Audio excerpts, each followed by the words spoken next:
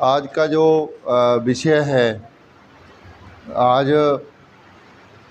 13 अप्रैल है और 13 अप्रैल 1919 को आज ही के दिन जलियांवाला हत्याकांड हुआ, जलियांवाला बाग अमृतसर में।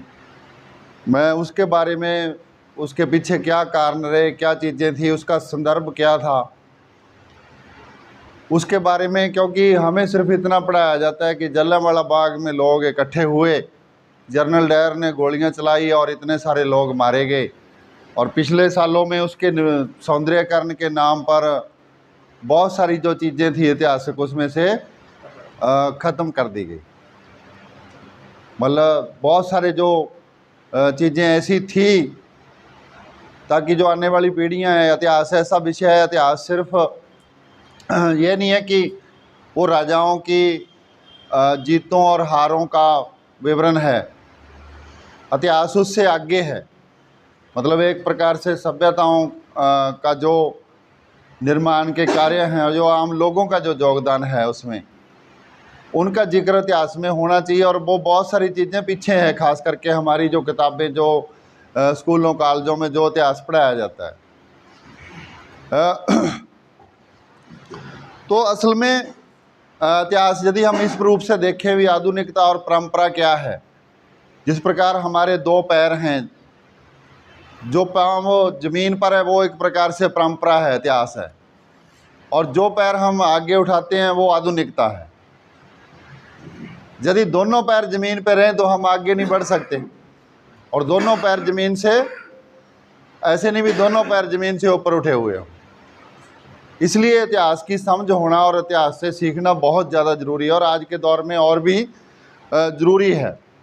मैं इसके संदर्भ में 1919 से पहले जो हम पढ़ते भी हैं,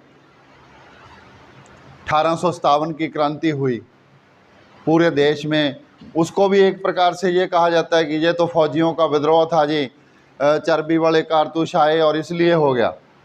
असल में ऐसा नहीं था। मैं उसकी जो ख़ास चीज़ थी 1857 की, सबसे जो खासियत थी कि उस समय ये जो सांप्रदायिक सौहार्द था वो सबसे अनूठी मिसाल थी। हिंदू, मुस्लिम, सिख वो इकट्ठे होकर लड़े, और उनकी अगुवाई करने वाला बहादुर शाह जफर था।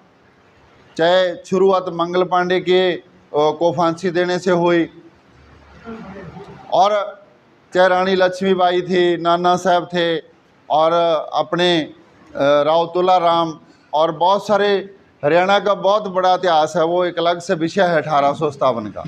वो क्यों हुआ, मैं एक छोटी सी एग्जाम्पल भी, उसमें आम लोग शामिल थे। जो हमारी दस्तकारी थी, जो हस्तशिल्प था, जब अंग्रेजी कंपनियों का तैयार माल वहाँ से आया तो बहुत सारे उद्योग धंधे खत्म हो गए, जो हस्तशिल्प था। एक उदाहरण है सिर्फ कपड़े का, कि 1814 में भारत में इंग्लैंड से जो कपड़ा आता था वो लगभग 8 लाख गज था, और जो भारत से जाता था इंग्लैंड को वो 13 लाख गज के लगभग कपड़ा इंग्लैंड को जाता था।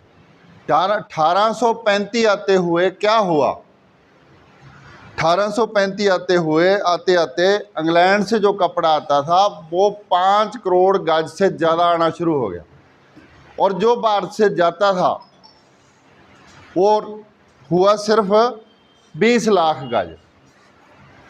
मतलब इंग्लैंड से आने वाला कपड़ा कई गुना बढ़ गया। तो इससे क्या असर हुआ, वो सस्ता भी था क्योंकि वहाँ औद्योगिकरण हो गया, वहाँ मशीनों से बनता था, और हमारा जो हस्तशिल्प था, दस्तकारी थी, वो परंपरागत थी।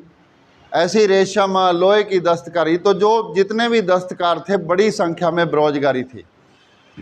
तो फिर वो लोग लड़े, उनको ये पता चला कि ये अंग्रेजी साम्राज्य के कारण है, इकट्ठे होकर लड़े बहादुर शाह जफर की अगुवाई में। लेकिन वो विद्रोह फेल हुआ, और अंग्रेज़ों ने उस समय से एक सीख ली। ये मैं चिट्ठी वैसी की वैसी पढ़ूंगा जिसको आप याद करते हैं कि फूट डालो और राज करो। अब भी सरकारें वही चीज़ें लागू करती है, पार्टी चाहे किसकी हो, वो लोगों की एकता उनके लिए सबसे खतरनाक है। मई 1897 में जो इंडियन सेक्रेटरी था हैमिल्टन, उसने लंदन को चिट्ठी लिखी महारानी को। उसमें मैं वो चीज़ वैसी की वैसी नोट करूँगा कि अलग अलग संप्रदाय के लोगों के बीच कार्य और विचार की एकता राजनीतिक रूप से खतरनाक है और विचारों की विभिन्नता और संघर्ष प्रशासनिक रूप से कष्टकर है। इन दोनों में दूसरा विकल्प ही कम खतरनाक है। कहता भाई यदि लोगों के बीच विचार और कार्य की एकता होगी तो ये राजनीतिक रूप से खतरनाक है, लेकिन यदि विचारों में भिन्नता है और उनके बीच में झगड़े हैं तो वो प्रशासन के लिए मुश्किल है। लेकिन कहता फिर भी हम दूसरा विकल्प चुनें। तो फिर वहाँ से शुरुआत होती है। वो कैसे कैसे शुरुआत होती है। बनारस हिंदू विश्वविद्यालय बनता है, अलीगढ़ मुस्लिम विश्वविद्यालय बनता है और अमृतसर में खालसा कॉलेज की स्थापना होती है। मतलब ये मैं इसलिए कह रहा हूँ कि कई बार हम बड़ाई करते हैं, ठीक है चलो उनका उन शिक्षण संस्थाओं का शिक्षा में क्या भूमिका है, लेकिन उनका जो मकसद था अंग्रेज़ों को बनाने का कि वो लोग जहाँ वहाँ जो वो पढ़ें वो सिर्फ एक इंसान की बजाय वो अपने को एक धर्म का बंदा समझे और मतलब अपने आप को दूसरों से महान समझे। तो फिर जब ऐसे विचार होंगे तो लड़ाइयाँ होंगी। ये 1897 में उन्होंने शुरुआत की और फिर उसके बाद अपन इतिहास में पढ़ते हैं 1905 में बंगाल का विभाजन हुआ, धर्म के आधार पर हुआ। और इसी बीच जब ये मंदवाड़ा था तो लगान की दरें भी बढ़ी और बहुत सारे लोग फिर विदेशों में भी गए। उस समय समुद्री जहाज़ के माध्यम से जाना पड़ता था, बहुत सारे लोग गए। और फिर 1914 में जब विश्व युद्ध शुरू हुआ, लेकिन वहाँ विदेशों में भी उनके साथ नस्ली वितकरा हुआ और उन होटलों के बाहर लिखा जाता था dog and Indian are not allowed, black buffalo, ऐसे ऐसे शब्द थे। तो फिर वो लोग वहाँ उनकी सुनवाई करने वाला कोई नहीं था। आप गदर लहर के बारे में, सराबा के बारे में पढ़ते हैं तो वो वहाँ संगठित हुए। उन्होंने अपना एक अखबार निकाला, एक सोसाइटी बनाई। वहाँ वो अखबार सारी भाषाओं में छपता था और करतार सिंह सराबा छोटी सी उम्र में वहाँ उनको खुद छापता था। लाला हरदयाल, बहुत सारे लोग थे। और उनकी जो सबसे शानदार चीज़ थी गदर पार्टी की, उन्होंने कहा कि हमारी पार्टी में धार्मिक बहस के लिए कोई जगह नहीं होगी, धर्म प्रत्येक व्यक्ति का निजी मसला होगा। और दो शानदार चीज़ें, दो उदाहरण हैं इसको लेकर कि जब वो गदर फेल हो गया और बहुत सारे लोग पकड़े गए जेलों में, तो जो गदर पार्टी के अध्यक्ष थे सोहन सिंह पकना, ज़्यादातर उसमें सिख थे। उनके जो कैशियर थे वो पंडित काशीराम मंडोली थे। उनमें रहमत अली बजीद के था, गदरी गुलाब कौर थी। तो जेल में उनके जो कपड़े थे उनको कहते जेल के कपड़े पहनने हैं, ये जेल रूल है। आप अपने जो सिक्खी का पहरावा है, कशहरा, ये चीज़ें नहीं पहन सकते। तो उन्होंने वहाँ जेल में भूख हड़ताल कर दी, सोहन सिंह और दूसरे जो उसके साथी थे जो सिख थे। तो पंडित काशीराम मंडोली ने भी उनके साथ भूख हड़ताल कर दी। तो जेलर काशीराम मंडोली को ये कहता है कि तू तो पंडित है यार, ये तो इनका रौला है, तू क्यों भूखा मरता है? कहता नहीं, यह हमारी गदर पार्टी का रूल है कि धर्म बेशक किसी व्यक्ति का निजी मसला है, लेकिन जब किसी के साथ अन्याय होगा तो हम पीड़ित के साथ एकजुट कर होकर लड़ेंगे। और दूसरी उदाहरण है, सबसे शानदार उदाहरण, अब्दुल्ला की। 1915 में जब अम्बाड़ा की जेल में उसको फांसी दी गई तो वो अकेला मुस्लिम था। तो जेल के अधिकारियों ने कहा कि तू अपने साथियों के नाम बता दे, तू इन काफिरों के साथ क्यों फांसी चढ़ता है, तू वादा माफ गवाह बन जा, तेरी फांसी माफ़ हो जाएगी। तो अब्दुल्ला ने जो सबसे शानदार बात कही कि इन साथियों के साथ जाने से ही मेरे लिए बेस्ट के दरवाजे खुलेंगे, यानी कि स्वर्ग के दरवाजे खुलेंगे, नहीं तो मैं जहन्नम में जाऊंगा। मतलब आज और एक 2015 की घटना है सिंगापुर की। जब बगावतें हुई तो सिंगापुर में एक 5वीं लाइट इन्फेंट्री थी जिसमें सारे मुस्लिम थे, उन्होंने बगावत करी। और एक 36वीं सिख इन्फेंट्री थी, आज भी जैसे फ़ौज में है अलग अलग रेजिमेंट है, उस समय भी थी, तो उनको गोलियों से उड़ा दिया गया। उनमें ज़्यादातर जो संख्या थी वो सारे मुस्लिम थे। वहाँ उस इन्फेंट्री के 37 लोगों को फांसी की सज़ा दी गई और 41 को आजीवन कारावास की सज़ा दी गई। तो उस दौर में विश्व युद्ध शुरू हुआ और पंजाब के बहुत सारे लोग युद्ध में भर्ती किए गए। मंदा था खेती में, जब वो फौजी छुट्टी आते थे, जब लोगों के पास पैरों में पहनने के लिए जूते नहीं थे, है ना, फटे पुराने कपड़े पहनते थे, बहुत सारा मंदवाड़ा था। तो जब फौजी आता, बेशक उसके घटिया क्वालिटी के बूट होते, वर्दी पहन के वो आता, तो पंजाब में एक लोकगीत बना, बसना फौजी दे, कुड़ियाँ गीत गाउंदियां, बसना फौजी दे भावें बूट सने लत मारे।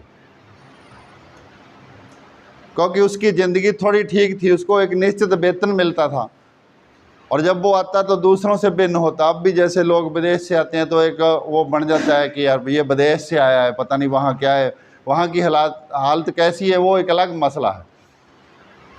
लेकिन जब 1914 में पहला विश्व युद्ध शुरू हुआ तो पंजाब से सबसे ज़्यादा बड़े पैमाने पर भर्ती की गई फ़ौज में, और बड़े बड़े जो जागीरदार थे उनको कोटे लगाए गए कि तो इतने बंदे भर्ती करवाने हैं, और अफसरों को कोटे लगे, जितने सूबों के गवर्नर थे उनको कोटे लगे। मैं ये संख्या ज़रूर बताना चाहता हूँ कि पहले वर्ष जब युद्ध शुरू हुआ तो 15,000 भर्ती हुए, 1917 में 1,21,000 भर्ती हुए और 1918 में 3 लाख सिपाही भर्ती हुए, और कुल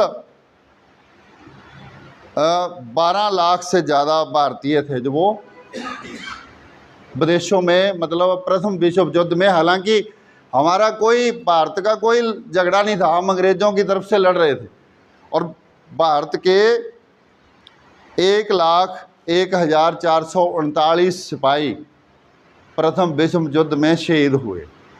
जो इंडिया गेट जिसको हम याद करते हैं, उनके 1 लाख सिपाहियों के उनके नाम हैं जो अंग्रेज़ों की तरफ से लड़ते हुए मारे गए। वो जो गीत था कि बसना फौजी दे चाहे बूट सने लत मारे, जब विश्व युद्ध शुरू हो गया तो कोई चिट्ठी नहीं आती थी, पता भी नहीं था भी जो घर से गया है, जो लड़ रहा है, वो जीवित है या नहीं। और बहुत सारे जब लोग आए भी, किसी के बाँह नहीं थी, किसी की टांग नहीं थी, किसी की आंख चली गई, अपाहिज होके वापस आए, तो वो गीत, लोकगीत भी बदल गए। तो गीत कैसे बना? गीत बना, बसरे दी लाम टुट जेबे मैं रंडियों सुहागन होवां। लाम बोलते हैं युद्ध को। बसरा इराक का, ईरान इराक का इलाका है कि वहाँ का जंग ख़त्म हो जाए तो मैं अब रंडी हूँ, यानी कि विधवा हूँ, मैं सुहागन हो जाऊँ। ते और एक गीत बना, फौजी दे ना तोरी बावला हाली पुत बथेरे, ये परदेसी गई मुड़दे नहीं बिच परदेसी डेरे। मतलब लोकगीत भी अपने समय की तर्जमानी करते हैं, जो लहरें चलती हैं, जिस प्रकार के हालात होते हैं, लोकगीत उनकी निशानदेही होती है। हमने उस मतलब कल्चर को, जो लोगों के गीत हैं, चाहे वो कहावतें हैं, वो बहुत सारी चीज़ें हमने छोड़ दी, हमारे अध्ययन का हिस्सा भी नहीं रही। और कुल युद्ध का खर्च जो हमें देना पड़ा 12 करोड़ 78 लाख पाउंड युद्ध का खर्चा, ये लोगों से लिया गया। उस समय पंजाब के जो गवर्नर जनरल थे वो माइकल ऑडवायर थे, और ये जो सारी बड़ी संख्या पंजाबियों की थी, तो लोगों के मन में एक गुस्सा था माइकल ऑडवायर के प्रति। इसी दौरान प्रथम विश्व युद्ध के दौरान जब सोवियत संघ में क्रांति हुई, वहाँ उन्होंने जो सत्ता पलट दी और मज़दूरों का राज कायम हो गया, तो फिर मतलब पूरी दुनिया में एक जो अपने आप में बहुत बड़ी तब्दीली थी। तो अंग्रेज़ों ने कहा कि ये तो बहुत गलत हो गया, ये तो जो इसका असर आगे भी पड़ेगा। जो गुलाम देश हैं वो आज़ादी की लहरें उठेंगी। तो उन्होंने, एक जज था जस्टिस रॉलेट, जस्टिस रॉलेट की अध्यक्षता में एक कमेटी बनाई, सेडिक्शन कमेटी कहते हैं उसको, राजद्रोह के मामलों को देखने के लिए एक सेडिक्शन कमेटी बनाई रॉलेट की अध्यक्षता में, कि ये जो भारत में अंग्रेज़ों के खिलाफ जो विचार हैं उसको रोकने के लिए जो अपनी सिफारिशें देगी। तो वो जब उस कमेटी 10 दिसंबर 1917 को वो कमेटी बनी और 18 मार्च 2019 को इंपीरियल असेंबली थी जो भारत की, उसमें उस कमेटी की जो सिफारिशें थी रॉलेट एक्ट के नाम से उसको पास कर दिया गया। अपन रॉलेट एक्ट तो पढ़ते हैं, लेकिन रॉलेट एक्ट था क्या, कि कोई भी ऐसा राजनीतिक विचार जो अंग्रेजी सरकार के खिलाफ हो, कोई भी ऐसा विचार जो अंग्रेजी साम्राज्य के खिलाफ हो, और कोई भी ऐसा एक्शन जो अंग्रेजी साम्राज्य के खिलाफ हो, उसको रोकने के लिए 2 साल बिना किसी अपील, बिना किसी दलील 2 वर्ष तक जेल में रखा जा सकता है।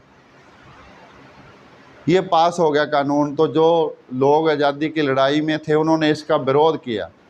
महात्मा गांधी जी ने उस समय सत्याग्रह कमेटियां बनाई, और सत्याग्रह कमेटियां बना के उन्होंने एक हल्फनामा भी लिखा कि ये बंदे साइन करेंगे, बंदा अपना साइन करके देगा कि मैं सत्याग्रही हूँ। और उसने एक बात कही, उसमें भी तब्दीली आई कि अब जो अक्षमा याचना का जो दौर है, और दूसरा काम अंग्रेज़ों ने उस समय ये किया था कि मॉन्टेगू चेम्सफोर्ड सुधार भी लागू किए, मतलब एक तरफ से मिठी गोली भी दे कि हम दोहरा शासन अपनाएंगे, कुछ पावर्स भारतीयों को भी देंगे, दोहरी शासन प्रणाली होगी, जिसको मॉन्टेगू चेम्सफोर्ड सुधार बोलते हैं। इतिहास में हम पढ़ते हैं, अभी वो क्या थे कि दोहरा शासन होगा, कुछ चीज़ें, कुछ शक्तियां भारतीयों को दी जाएंगी। लेकिन उस दूसरी तरफ रॉलेट एक्ट था, तो 2 साल की सजाए, किसी को भी राजद्रोह के नाम लेके गिरफ्तार किया जा सकता है, सेडिक्शन की धारा लगाई जा सकती है, और 2 साल तक उसकी जमानत नहीं हो सकती। पंजाब में इसलिए था क्योंकि बहुत निर्ममता से लोगों को भर्ती किया गया था, कोई क्वालिफिकेशन नहीं। मैं शर्मा जी चले गए, उन्होंने पूछते होंगे सी भी, मैं कहा जी तुसी किवें भर्ती होए, आप कैसे भर्ती हुए थे? क्योंकि हमारे खेतों के पास पंप हाउस था, और जो पंप हाउस पे ऑपरेटर था साथी, अब तो वो रिटायर हो गए, वो पढ़े लिखे नहीं थे। आप जब लगे थे जी, कैसे लगे थे, अनपढ़ कैसे भर्ती हो गई? कहता जी एक 40 किलो की 50 किलो की पाइप होती थी जिसती, तो जो बंदा वो पाइप उठा लेगा वो भर्ती हो जाएगा। त्रिपाठी जी बैठे हैं, ये जाते रहे हैं उस समय। और उस समय भी जब फौज में भी जब भर्ती वाली बात थी, तो ऐसे ऐसे लोग देख के भी, जो फिजिकली ठीक है बस उसको फौज में भर्ती कर लेते थे, और ऐसे कोटे पूरे के तो लोगों को। और दूसरा, जब प्रथम विश्व युद्ध था तो कुछ कानून लागू किए गए थे, लोगों की जो स्वतंत्रताएं थी उन कानूनों के माध्यम से वो छीन ली गई। लोगों के जो संवैधानिक अधिकार थे, आज का जो अपना विषय है, उन पे युद्ध के कारण अंग्रेजों ने रोक लगा दी थी कि आप ऐसा नहीं कर सकते, क्योंकि विश्व युद्ध चल रहा है। युद्ध समाप्त होने के बाद भी रॉलेट एक्ट ने उन जो रोक थी अधिकारों पे, उसको जारी रखने की बात कही। तो विरोध तो होना ही था, लोग पुलिस से परेशान थे। तो गांधी जी ने जो सत्याग्रह कमेटियां बनी, 30 मार्च 1919 को हड़ताल की घोषणा कर दी कि इस दिन हम हड़ताल करेंगे, लेकिन ये बिल्कुल अहिंसक होगी। फिर कुछ चीज़ें आई, उस हड़ताल का दिन बदल दिया गया, 6 अप्रैल कर दिया गया। लेकिन आज की तरह नहीं था, एक बार 30 मार्च का रुका पहुंच गया। आज की तरह ऐसा थोड़ी था कि समाचार पहुंच जाएगा, रेडियो भी नहीं लोगों के पास होता था, समाचार कहाँ छपते थे, कितने लोग पढ़े लिखे थे। वैसे मैसेज जितनी की ताकत थी सत्याग्रह कमेटियों की, लोग तो पीस ही रहे थे। और इसी दौरान जो अनाज की कीमतें थी, ये भी ज़रूरी है कि मतलब महंगाई समाज को कैसे प्रभावित करती है।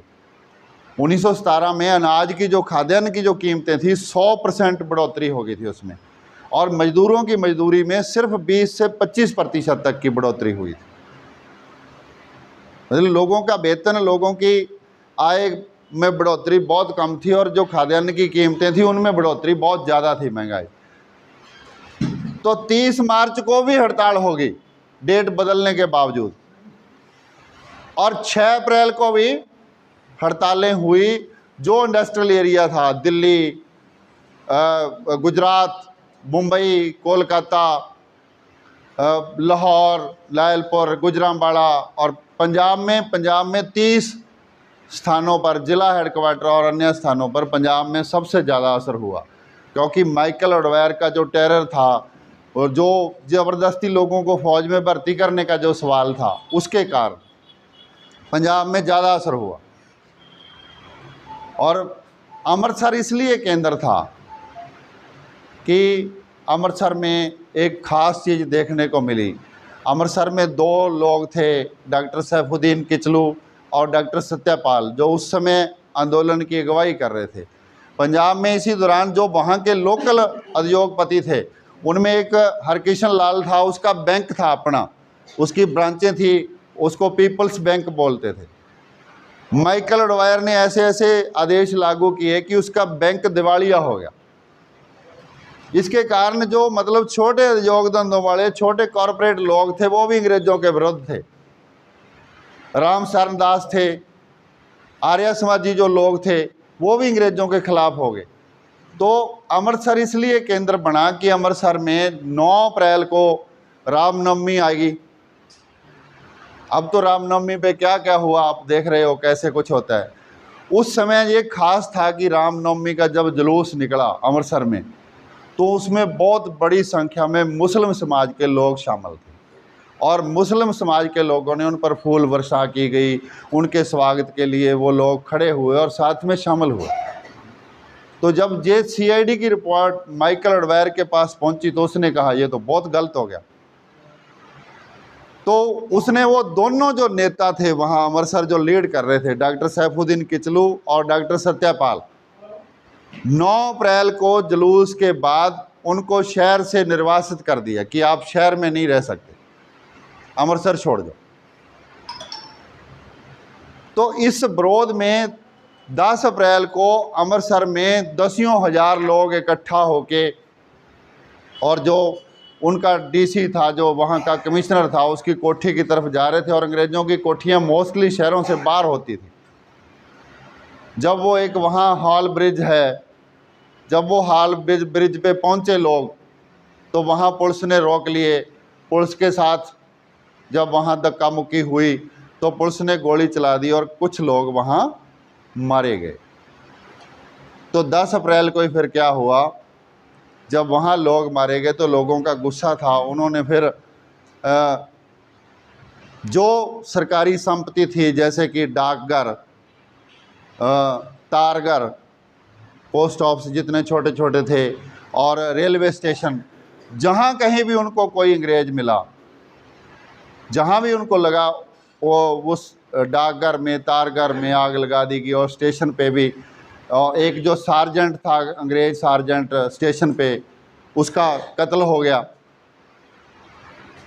तो एक दुखद घटना भी हुई। वहाँ एक मोहल्ला है, पंजाबी में वहाँ कूचा बोलते हैं गली को, कूचा कौंचियाँ वाली। वहाँ एक ईसाई मिशनरी महिला थी, लेडीज थी, शेरवुड, मिस शेरवुड।